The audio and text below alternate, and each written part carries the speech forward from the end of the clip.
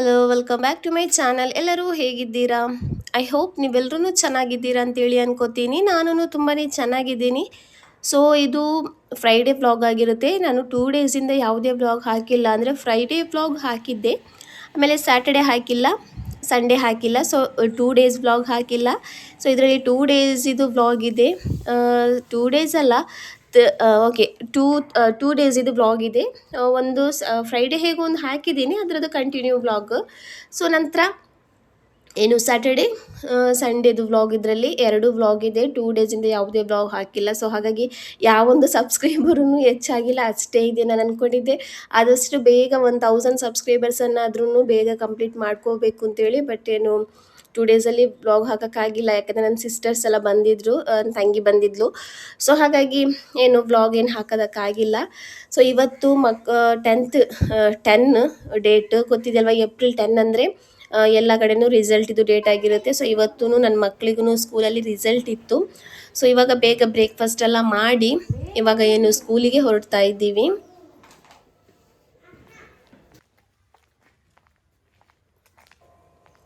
So result day ಆಗಿರೋದ್ರಿಂದ ಇವತ್ತೂ ಯೂನಿಫಾರ್ಮೇ ಹಾಕೋಬೇಕಾಗಿತ್ತು. So ಹಾಗಾಗಿ ನನ್ನ ದೊಡ್ಡ ಮಗಳು ಹೇಗೂ ಯೂನಿಫಾರ್ಮೇ ಬೇಕು ಅಂತ ಹೇಳಿದ್ಲು, ಬೇರೆ ಡ್ರೆಸ್ ಏನು ಬೇಡ ಅಂತೇಳಿ. ಬಟ್ ನನ್ನ ಚಿಕ್ಕ ಮಗಳು ಸ್ವಲ್ಪ ಏನಂತ ಅಂದರೆ ಸ್ವಲ್ಪ ಚೆನ್ನಾಗಿ ರೆಡಿಯಾಗಿರಬೇಕು, ಚೆನ್ನಾಗಿ ಕಾಣಿಸ್ಕೋಬೇಕು, ಆಮೇಲೆ ಸ್ವಲ್ಪ ಫ್ಯಾಷನ್ ಅಂತ ಹೇಳಲ್ವ, ಆ ಥರ ಅವಳು ಚಿಕ್ಕವಳು. ಸೊ ಅದಕ್ಕೋಸ್ಕರ ನನಗೆ ಯೂನಿಫಾರ್ಮ್ ಬೇಡ ಇವತ್ತು ನನಗೆ ಮ್ಯಾಮ್ ಅಂದಿದ್ದಾರೆ ಯಾವ ಡ್ರೆಸ್ ಬೇಕಾದರೂ ಹಾಕೋಬೋದು ಅಂತೇಳಿ. ಸೊ ಅದಕ್ಕೋಸ್ಕರ ಕಲರ್ ಡ್ರೆಸ್ಸನ್ನು ಹಾಕ್ಕೊಂಡು ಹೋಗ್ತಾ ಇದ್ದಾಳೆ. ಹಾಗೇನಿದ್ದು ನಾವು ಹೋಗೋ ದಾರಿಯಲ್ಲಿ ಒಂದು ಮನೆ ಇದೆ. ಆ ಮನೆ ಮುಂದ್ಗಡೆ ಈ ಥರ ಏನು ಫ್ಲವರ್ ಆಗಿದೆ, ಕಡ್ಲಸ್ ಕಾಗದದ ಹೂ ಅಂತ ಹೇಳ್ತಾರಲ್ವ, ಆ ಹೂವು. ಮೊದಲಂತೂ ಅದು ಬೇಕಾಗಿರೋ ಕಡೆ ಹಾಕ್ತಾಯಿದ್ದೆ. ಅಂದರೆ ಮೊದಲೆಲ್ಲ ಏನು ಮಾಡ್ತಾಯಿದ್ರು ಅಂದರೆ, ಏನು ಗೋಡೆ ಬರುತ್ತಲ್ವ ಹೊರಗಡೆ ಮನೆಗೆ, ಬೇಲಿ ಹಾಕ್ಕೋತಾರಲ್ವ, ಆವಾಗ ಅದರಲ್ಲೆಲ್ಲ ಈ ಥರ ಕಾಗದದ ಹೂಗಳೇ ಆಗ್ತಾಯಿತ್ತು. ಬಟ್ ಇವಾಗ ಸ್ವಲ್ಪ ಅಪರೂಪ ಆಗಿದೆ ಕಾಣೋದು. ನರ್ಸರಿ ಹೋದರೆ ಒಂದು ಗಿಡಕ್ಕೇ 1000ಇಂದ 1500 ತನಕ ಚಾರ್ಜ್ ಮಾಡ್ಕೋತಾ ಇದ್ದಾರೆ. ಇವಾಗ ಅಷ್ಟೊಂದು ರೇಟ್ ಆಗಿಬಿಟ್ಟಿದೆ ಇವಾಗ. ಅದಕ್ಕೆ ನಾನೊಂದು ಕಡೆ ಹೋಗಿ ಕೇಳಿದ್ದೆ, ಆವಾಗ ಅವರು 1000 ಅಂತ ಏನೋ ಹೇಳಿದರು.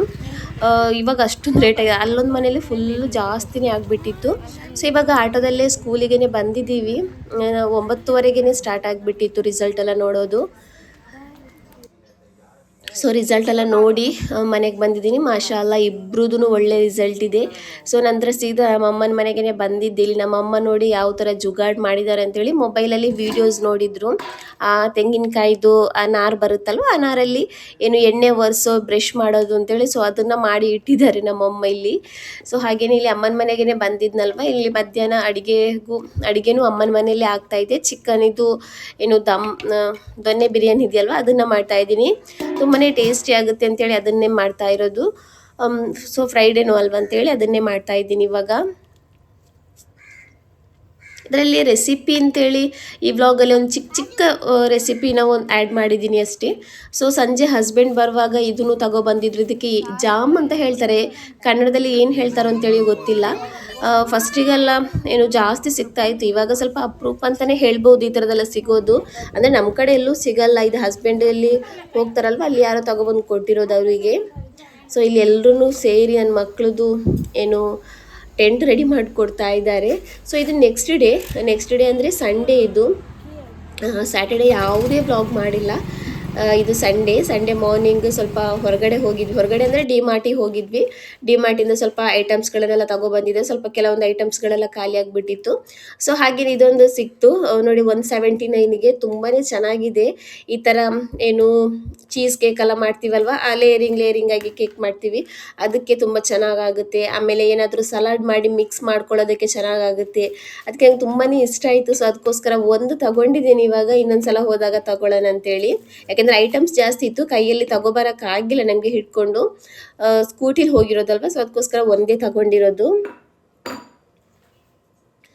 ಹಾಗೇನಿಲ್ಲಿ ನಾನು ಕಸ್ಟರ್ಡ್ ಪೌಡರ್ ಅಂತೇಳಿ ನೋಡಿ, ವಿಕಿ ಫೀಲ್ಡ್ ಇದೆಯಲ್ವ, ಅದರದ್ದು ನಾನು ಕಸ್ಟರ್ಡ್ ಪೌಡರ್ ಅಂತ ಹೇಳಿ ಕಾರ್ನ್ಫ್ಲೋರ್ನ ತಗೊಬಂದಿದ್ದೀನಿ. ಆಲ್ರೆಡಿ ಇತ್ತು ಕಾರ್ನ್ಫ್ಲೋರು, ತುಂಬಾ ಇತ್ತು. ರಂಜಾನಲ್ಲಿ ತಗೊಬಂದಿರೋದು ಜಾಸ್ತಿನೇ ಇತ್ತು. ಬಟ್ ಮಿಸ್ ಆಗಿ ಕಾರ್ನ್ಫ್ಲೋರನ್ನೇ ತಗೊಬಂದಿದ್ದೀನಿ. ಏನಾಗಲ್ಲ, ಎಕ್ಸ್ಪೈರಿ ಡೇಟ್ ನೋಡಿದೆ, ಇನ್ನೂ ಟೈಮ್ ಇದೆ, ಅಲ್ಲಿ ತನಕ ನೋಡೋಣ ಇಡ್ತೀನಿ. ಏನಾದರೂ ವೇಸ್ಟ್ ಆದರೆ ಏನು ಮಾಡೋಕ್ಕಾಗಲ್ಲ, ನೋಡೋಣ ಅಲ್ಲಿ ತನಕ ಇರಲಿ ಅಂತೇಳಿ. ಹಾಗೆಯೇ ಇದೊಂದು ಗುಲಾಬ್ ಜಾಮೂನ್ ಪ್ಯಾಕೆಟ್ ತುಂಬ ದಿವಸ ಆಯಿತು ತಗೊಬಂದು. ಎಕ್ಸ್ಪೈರಿ ಡೇಟ್ ನೋಡಿದೆ, ಇನ್ನೂ ಇದೆ, ಒಂದು 15 ದಿವಸ ಇದೆ ಎಕ್ಸ್ಪೈರಿ ಡೇಟ್ ಆಗೋದಕ್ಕೆ ಅಂತೇಳಿ.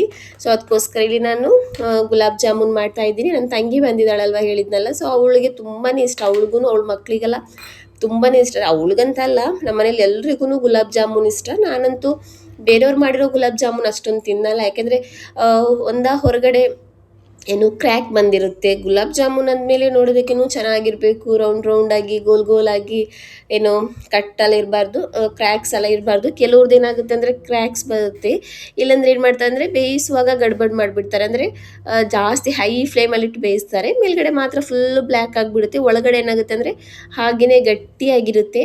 ಸೊ ಅದಕ್ಕೋಸ್ಕರ ನಾನೇನು ಮಾಡ್ತೀನಿ ಅಂದರೆ ಬೇರೆಯವ್ರು ಮಾಡಿರೋ ಗುಲಾಬ್ ಜಾಮೂನ್ ತಿನ್ನೋದು ಕಮ್ಮಿ, ತುಂಬಾ ಕಮ್ಮಿ, ತಿನ್ನೋದೇ ಇಲ್ಲ. ಸೊ ಅದಕ್ಕೋಸ್ಕರ ಇವತ್ತು ಅಂತಲ್ಲ, ಅದಕ್ಕೋಸ್ಕರ ನಾನು ನಮ್ಮ ಮನೇಲಿ ಮಾಡಿದರೆ ನಾನು ತುಂಬಾ ಇಷ್ಟಪಟ್ಟು ತಿಂತೀನಿ. ಬಟ್ ಇದು ಸ್ವಲ್ಪ ಚಿಕ್ಕ ಪ್ಯಾಕೆಟ್ ಇದ್ದಿದ್ದು, ಇವಾಗ ಅಂಗಡಿ ಹೋಗಿ ತಗೊಬರೋದಕ್ಕಂತೂ ಆಗಲ್ಲ, ಅಷ್ಟೊಂದು ಶೆಕೆ ಇದೆ, ಬಿಸಿಲಿದೆ. ಅದಲ್ಲದೆ ಬೇರೆ ಮಕ್ಕಳೂ ಇಲ್ಲ ಮನೆಯಲ್ಲಿ, ಅಮ್ಮನ ಮನೇಲಿದ್ದಾರೆ. ಇಲ್ಲಿ ಕರೆದ್ರೆ ಬರ್ತಾನೆ ಇಲ್ಲ, ತಂಗಿ ಮಕ್ಕಳೆಲ್ಲ ಇದ್ದಾರಲ್ಲ, ಸೊ ಅದಕ್ಕೋಸ್ಕರ ಬರ್ತಾನೆ ಇಲ್ಲ. ಸೊ ಅದಕ್ಕೋಸ್ಕರ ಎಷ್ಟಿದೆಯೋ ಅಷ್ಟರಲ್ಲೇ ಮಾಡೋಣ ಅಂತೇಳಿ ಮಾಡ್ತಾ ಇದ್ದೀನಿ. ಇಲ್ಲಿ ಮೊದಲು ನಾನಿಲ್ಲಿ ಸಕ್ಕರೆನ ಹಾಕಿ ಏನಾದ್ರದ್ದು ಶುಗರ್ ಸಿರಪ್ ಇದೆಯಲ್ವ ಅದನ್ನು ಮಾಡ್ತಾಯಿದ್ದೀನಿ. ಗುಲಾಬ್ ಜಾಮೂನ್ ಅಂದಮೇಲೆ ಶುಗರ್ ಸಿರಪ್ ಬೇಕಲ್ವ, ಸೊ ಅದನ್ನು ಮಾಡ್ತಾಯಿದ್ದೀನಿ. ಹಾಗೆಯೇ ಇಲ್ಲಿ ಉಂಡೆಗಳೆಲ್ಲ ಮಾಡಿ ರೆಡಿ ಮಾಡಿ ಇಟ್ಟಿದ್ದೀನಿ. ಸೊ ಇಲ್ಲಿ ಶುಗರ್ ಸಿರಪ್ಪೂ ರೆಡಿಯಾಗಿದೆ, ಹಾಗೆಯೇ ಉಂಡೆಗಳು ರೆಡಿಯಾಗಿದೆ. ನಾನಿದನ್ನು ಯಾವ ಥರ ಮಾಡ್ತೀನಿ ಅಂದರೆ, ಹಿಟ್ಟು ಕಲಿಸುವಾಗ ಸ್ವಲ್ಪ ಲೂಸಾಗಿ ಕಲಿಸ್ತೀನಿ. ಚಪಾತಿ ಹಿಟ್ಟು ಥರ ಏನು ಗಟ್ಟಿಯಾಗಿ ಏನು ಕಲಿಸಲ್ಲ, ಸ್ವಲ್ಪ ಲೂಸಾಗಿ ಕಲಿಸಿದ್ರೆ ಹಿಟ್ಟನ್ನು, ಅವಾಗ ಏನಾಗುತ್ತೆ ಅಂದರೆ ಸ್ವಲ್ಪ ನಮಗೆ ಉಂಡೆ ಮಾಡ್ಕೊಳ್ಳೋದಕ್ಕೆ ಈಸಿ ಆಗುತ್ತೆ. ಸ್ವಲ್ಪ ಕೈಗೆ ಎಣ್ಣೆ ಸವರಿ ಉಂಡೆ ಮಾಡಿದರೆ ಕರೆಕ್ಟಾಗಿ ರೌಂಡ್ ಶೇಪಲ್ಲಿ ಬರುತ್ತೆ, ಏನು ಕ್ರ್ಯಾಕ್ ಆಗಲ್ಲ ನೋಡಿ. ಹಾಗೆಯೇ ಮೇಯ್ನಾಗಿ ಏನಂದರೆ ಗ್ಯಾಸ್ ಫ್ಲೇಮ್ನ ಹೈ ಫ್ಲೇಮಲ್ಲಿ ಇಡಲೇಬಾರ್ದು. ಸ್ವಲ್ಪ ಒಂದು 3/4 ಭಾಗದಷ್ಟು ಎಣ್ಣೆ ಬಿಸಿಯಾದಾಗ ಇದನ್ನು ಹಾಕ್ಕೋಬೇಕು, ಜಾಸ್ತಿನೂ ಎಣ್ಣೆ ಬಿಸಿ ಆಗಬಾರ್ದು ಇದಕ್ಕೆ. ಆಮೇಲೆ ತುಂಬ ಕಮ್ಮಿನೂ ಇರಬಾರ್ದು. ಎಣ್ಣೆ ಒಂದ್ಸಲ ಬಿಸಿ ಆದಮೇಲೆ ಗ್ಯಾಸ್ ಫ್ಲೇಮ್ನ ಸ್ಲೋ ಮಾಡಿ ಇಟ್ಕೊಂಡು ಇದನ್ನು ಚೆನ್ನಾಗಿ ಬೇಯಿಸಬೇಕು. ಫುಲ್ಲು ರೌಂಡಾಗಿನೂ ಕರೆಕ್ಟಾಗಿ ಬೇಯಬೇಕು. ನೋಡಿ ಇದು ಇವಾಗ ಕರೆಕ್ಟಾಗಿ ಬೆಂದಿದೆ. ಇವಾಗ ನೋಡಿ ಫುಲ್ಲು ಎಲ್ಲನೂ ಒಂದೇ ಕಲರ್ ಬಂದಿದೆ ಇವನಾಗಿ. ನೋಡಿ ಇವಾಗ ಇದನ್ನು ತೆಗೆದು ನಾನು ಇಲ್ಲಿ ಬಿಸಿ ಬಿಸಿ ಆಗಿರುವಂತಹ ಶುಗರ್ ಸಿರಪ್ ಇದೆಯಲ್ವ ಅದಕ್ಕೆ ಹಾಕೋತಾ ಇದ್ದೀನಿ.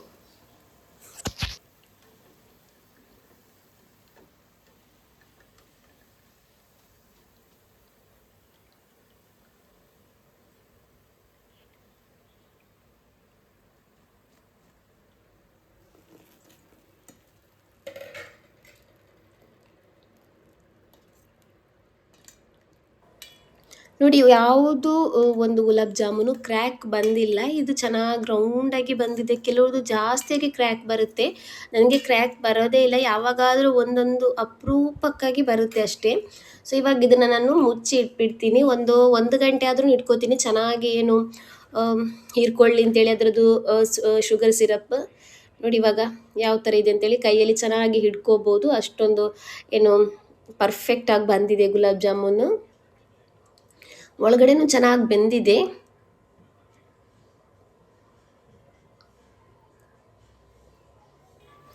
ಸೊ ಹಾಗೆಯೇ ತುಂಬಾ ಇವಾಗ ವೈರಲ್ ಆಗ್ತಾ ಇದೆ ಟೇಚಾ ನೂಡಲ್ಸ್ ಅಂತೇಳಿ, ತೇಚಾ ಚೌಮೀನ್, ತೇಚಾ ನೂಡಲ್ಸ್ ಅಂತೇಳಿ ತುಂಬ ಕಡೆ ಇನ್ಸ್ಟಾಗ್ರಾಮಲ್ಲೆಲ್ಲ ತುಂಬಾ ವೈರಲ್ ಆಗ್ತಾ ಇದೆ.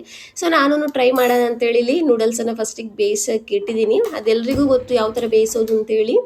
ಬೇಯಿಸಿ ಆದಮೇಲೆ ಅದನ್ನು ತಣ್ಣೀರಿಗೆ ಹಾಕಿ 1-2 ಸಲ ಸೋಪ್ ಮಾಡಿ ತಣ್ಣೀರಲ್ಲಿ ತೆಗೆದು ಆಮೇಲೆ ಸ್ಟ್ರೈನ್ ಮಾಡಿಟ್ರೆ ಆಯಿತು. ಆವಾಗ ಉದುರಾಗಿ ಬರುತ್ತೆ ನೂಡಲ್ಸ್. ಸೊ ಇಲ್ಲಿ ಫಸ್ಟ್ ಇಲ್ಲಿ ಒಂದು ಪ್ಯಾನಿಗೆ ಎಣ್ಣೆ ಹಾಕೋತಾ ಇದ್ದೀನಿ. ನಂತರ ಇಲ್ಲಿ ನಾನು ಕಡಲೆ ಬೀಜ ಇದೆಯಲ್ವ, ಶೇಂಗಾ ಬೀಜ, ಅದನ್ನು ಹಾಕೋತಾ ಇದ್ದೀನಿ. ಇದು ಹಸಿ ಕಡಲೆ ಬೀಜ, ಅದನ್ನೇ ಹಾಕೋತಾ ಇದ್ದೀನಿ ಇಲ್ಲಿ. ಅದನ್ನೇ ಹಾಕೋದು, ಹಸಿ ಕಡಲೆ ಬೀಜ ಇದೆಯಲ್ವ ಅದನ್ನು ಹಾಕ್ಕೋಬೇಕು, ಎಣ್ಣೆಲಿ ಹಾಕಿ ಚೆನ್ನಾಗಿ ಇದನ್ನು ಹುರ್ಕೋಬೇಕು. ನಂತರ ಇದಕ್ಕೆ ನಾನು ಇಲ್ಲಿ ಸ್ವಲ್ಪ ಜೀರಿಗೆ, ಆಮೇಲೆ ಬೆಳ್ಳುಳ್ಳಿ, ಆಮೇಲೆ ಹಸಿರು ಮೆಣಸಿನ್ಕಾಯಿ, ಕೊತ್ತಂಬರಿ ಸೊಪ್ಪು ನಾನು ಸ್ವಲ್ಪ ಆಮೇಲೆ ಹಾಕ್ತೀನಿ, ಯಾಕೆಂದರೆ ಇದನ್ನು ಫಸ್ಟ್ ಸ್ವಲ್ಪ ಚೆನ್ನಾಗಿ ಫ್ರೈ ಮಾಡ್ಕೋತೀನಿ. ನಿಮಗೆ ಎಷ್ಟು ಖಾರ ಬೇಕು ಅಷ್ಟನ್ನು ಹಾಕ್ಕೋಬೋದು. ಅಂದರೆ ಈ ಚಿಕನ್ ಎಗ್ಗೆಲ್ಲ ಹಾಕಿ ತಿನ್ನೋರು ಇರ್ತಾರಲ್ವ ನೂಡಲ್ಸ್, ಅಂಥವ್ರಿಗೆ ಇಷ್ಟ ಆಗಲ್ಲ. ನೂಡಲ್ಸಲ್ಲಿ ತುಂಬ ಜನ ವೆರೈಟಿ ಟ್ರೈ ಮಾಡ್ಕೋತಾರಲ್ವ, ಅವರಿಗೆಲ್ಲ ಇಷ್ಟ ಆಗ್ಬೋದು. ನನಗೆ ಇಷ್ಟ ಆಗಿಬಿಟ್ಟಿತ್ತು, ನನ್ನ ಮನೆಯಲ್ಲೂ ಅಷ್ಟೇ. ಒಂದು ಸ್ವಲ್ಪ ಜನರಿಗೆ ಇಷ್ಟ ಆಗಿದೆ, ಸ್ವಲ್ಪ ಜನರಿಗೆ ಇಷ್ಟ ಆಗಿಲ್ಲ. ಅದೇ ಹೇಳಿದ್ನಲ್ಲ, ಟ್ರೈ ಮಾಡ್ಕೋಬೋದು. ಟ್ರೈ ಮಾಡೋದ್ರಲ್ಲಿ ಏನಿಲ್ಲ, ತುಂಬಾ ಚೆನ್ನಾಗಿದೆ, ತಿನ್ನೋದಕ್ಕೂ ಚೆನ್ನಾಗಾಗುತ್ತೆ. ಕೆಲವ್ರಿಗೆ ಇಷ್ಟ ಆಗಿಲ್ಲ ಅಷ್ಟೇ. ಸೊ ಇವಾಗ ಶೇಂಗಾ ಅಂದರೆ ಕಡಲೆ ಬೀಜ, ಹಸಿರು ಮೆಣಸಿನ್ಕಾಯಿ ಎಲ್ಲ ಸ್ವಲ್ಪ ಫ್ರೈ ಆಗಿದೆ. ನಂತರ ಇದಕ್ಕೆ ನಾನಿಲ್ಲಿ ಕೊತ್ತಂಬರಿ ಸೊಪ್ಪನ್ನು ಹಾಕೋತಾ ಇದ್ದೀನಿ.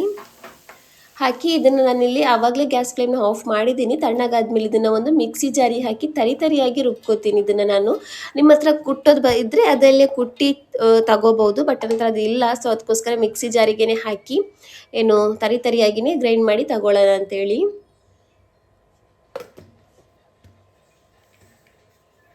ಸೊ ನೋಡಿ, ಇವಾಗ ಇದು ತರಿಯಾಗಿ ಏನು ರುಬ್ಬಿ ತಗೊಂಡಿದ್ದೀನಿ ಇದನ್ನು. ನಂತರ ಇವಾಗ ಒಂದು ಪಾತ್ರೆ ಇಟ್ಕೋತಾ ಇದ್ದೀನಿ ಇಲ್ಲಿ.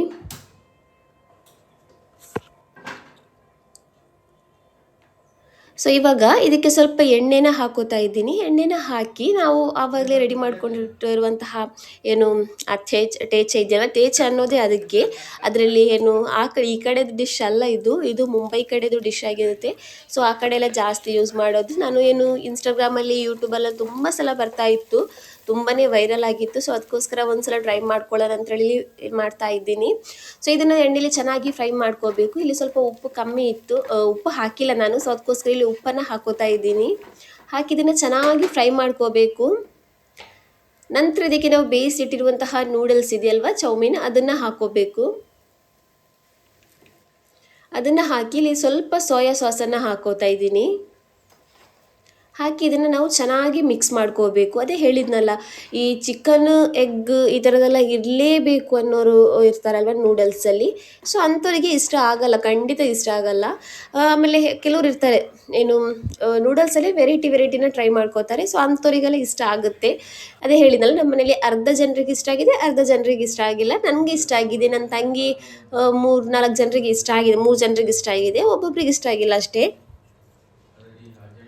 ಸೊ ಇವಾಗ ಗುಲಾಬ್ ಜಾಮೂನು ನೂಡಲ್ಸ್ ಎಲ್ಲ ರೆಡಿ ಆಗಿದೆ. ತಗೊಂಡು ಹೋಗ್ತಾ ಇದ್ದೀನಿ ಅಮ್ಮನ ಮನೆಗೆ. ಎಲ್ಲರೂ ಅಲ್ಲೇ ಇದ್ದಾರಲ್ವ, ಸೊ ಅಲ್ಲೇ ಹೋಗಿ ತಿನ್ನೋಣ ಅಂತೇಳಿ ತಗೊಂಡು ಹೋಗ್ತಾ ಇದ್ದೀನಿ. ಸೊ ನಂತರ ವೀಡಿಯೋ ಮಾಡಿಲ್ಲ, ಇದು ರಾತ್ರಿ ವೀಡಿಯೋ ಮಾಡ್ತಾ ಇರೋದು. ರಾತ್ರಿ ಡಿನ್ನರಿಗೆ ಇಲ್ಲಿ ರೆಡಿ ಮಾಡ್ಕೋತಾ ಇದ್ದೀನಿ. ಇದದು ರೆಸಿಪಿನ ನಾನು ಹಾಕಿಲ್ಲ ಫ್ರೆಂಡ್ಸ್, ಬಟ್ ಯಾವ ಥರ ಅಂದರೆ ಫಸ್ಟ್ ಟೈಮ್ ನಾನು ಟ್ರೈ ಮಾಡ್ಕೋತಾ ಇರೋದು. ಸೊ ಹಾಗಾಗಿ ಇದ್ರದ್ದು ರೆಸಿಪಿನ ಹಾಕಿಲ್ಲ. ಎಲ್ಲರೂ ಅಂತ ಇದ್ರು ತುಂಬಾ ಚೆನ್ನಾಗಿ ಬಂದಿದೆ, ತುಂಬಾ ಯಮ್ಮಿಯಾಗಿ ಬಂದಿದೆ ಅಂತೇಳಿ. ಸೊ ಅದಕ್ಕೋಸ್ಕರ ನೆಕ್ಸ್ಟ್ ಟೈಮ್ ಇದ್ರದ್ದು ರೆಸಿಪಿನ ನಾನು ಶೇರ್ ಮಾಡ್ತೀನಿ. ತುಂಬಾ ಟೇಸ್ಟಿಯಾಗಿ ಬಂದಿತ್ತು. ನಾನು ಫಸ್ಟ್ ಟೈಮ್ ಮಾಡೋದಾದರೆ ಏನು ಎಲ್ಲ ರೆಸಿಪಿ ಅದೇ ಚೆನ್ನಾಗಿ ಬಂದರೆ ಹಾಕೋತೀನಿ. ಬಟ್ ಇದ್ರದ್ದು ನಾನು ರೆಸಿಪಿನೇ ಶೂಟ್ ಮಾಡಿಲ್ಲ, ಹಾಗಾಗಿ ಏನು ನನಗೆ ಶೇರ್ ಮಾಡೋಕ್ಕಾಗಿಲ್ಲ. ಹಸ್ಬೆಂಡ್ ಅಂತ ಇದ್ರು ವೀಡಿಯೋ ಮಾಡು, ಚೆನ್ನಾಗಾಗ್ಬೋದು ಅಂತೇಳಿ, ಬಟ್ ನಾನು ಮಾಡಿಲ್ಲ ವೀಡಿಯೋ. ಆಮೇಲೆ ಸ್ಟ್ಯಾಂಡೂ ಇಲ್ಲ, ನನ್ನ ಮನೇಲಿತ್ತು ಸ್ಟ್ಯಾಂಡು, ನಾನಿಲ್ಲಿ ಕೈಯಲ್ಲೇ ಹಿಡ್ಕೊಂಡು ಮಾಡಬೇಕಲ್ವ ವೀಡಿಯೋ ಅಂತೇಳಿ ಮಾಡಿಲ್ಲ. ಸೊ ನೋಡಿ, ಇವಾಗ ಇದು ರೆಡಿಯಾಗಿದೆ. ಪರೋಟದ ಜೊತೆಗೆ ಒಳ್ಳೆ ಕಾಂಬಿನೇಷನು. ಸೊ ಹಾಗಾಗಿ ನಮ್ಮಪ್ಪ ಏನು ಹೊರಗಡೆಯಿಂದನೇ ಪರೋಟ ತಗೊಬಂದರು ಹೋಟೆಲಿಂದ. ರಾತ್ರಿ ಒಂದು ಒಳ್ಳೆ ಏನು ರೆಸ್ಟೋರೆಂಟ್ ಸ್ಟೈಲಲ್ಲಿ ಡಿನ್ನರ್ ಆಯ್ತು ಇಲ್ಲಿ.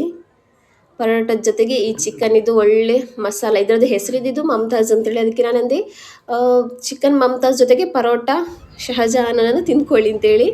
ಸೊ ನಂತರ ಸ್ವಲ್ಪ ಏನು ಹೊರಗಡೆ ಬಂದಿದ್ವಿ. ಸೊ ಫ್ರೆಂಡ್ಸ್, ಈ ವಿಡಿಯೋನ ನಾನು ಇಲ್ಲಿಗೆ ಎಂಡ್ ಮಾಡ್ತಾ ಇದ್ದೀನಿ. ನಮ್ಮ ವಿಡಿಯೋ ನಿಮಗೆ ಇಷ್ಟ ಆದರೆ ಪ್ಲೀಸ್ ನಮ್ಮ ಚಾನಲ್ನ ಸಬ್ಸ್ಕ್ರೈಬ್ ಮಾಡ್ಕೊಳ್ಳಿ. ಹಾಗೆಯೇ ಯಾರಾದರೂ ನಮ್ಮ ಚಾನಲ್ಗೆ ಹೊಸದಾಗಿ ವಿಸಿಟ್ ಮಾಡಿ ಸಬ್ಸ್ಕ್ರೈಬ್ ಮಾಡದೆ ಯಾರಾದರೂ ನಮ್ಮ ವಿಡಿಯೋನ ನೋಡ್ತಾ ಇದ್ದರೆ ಪ್ಲೀಸ್ ಸಬ್ಸ್ಕ್ರೈಬ್ ಮಾಡ್ಕೊಳ್ಳಿ ಫ್ರೆಂಡ್ಸ್. Thank you for